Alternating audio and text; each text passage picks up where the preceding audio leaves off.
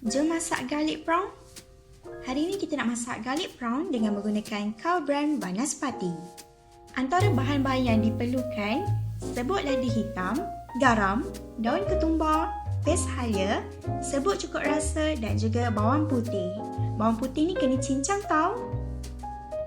Lepas tu, sediakan juga perahan jus lemon dan juga udang yang dah dikupas kulitnya.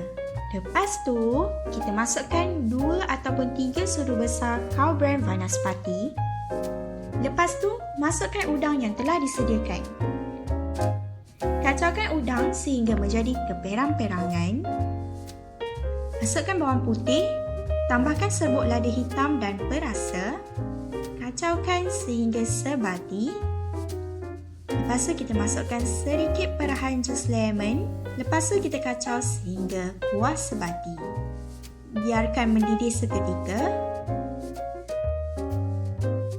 Tambahkan sedikit daun ketumbar yang dihiris. Tambahkan sedikit madu untuk seimbangkan rasa. Biar kuah tu sedikit pekat.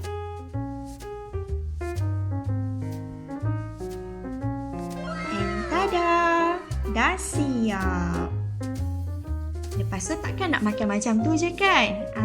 Kita pindahkan kat dalam mangkuk.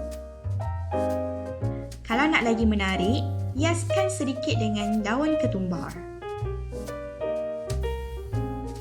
And it's done! Garlic prawn sedia untuk dihidangkan.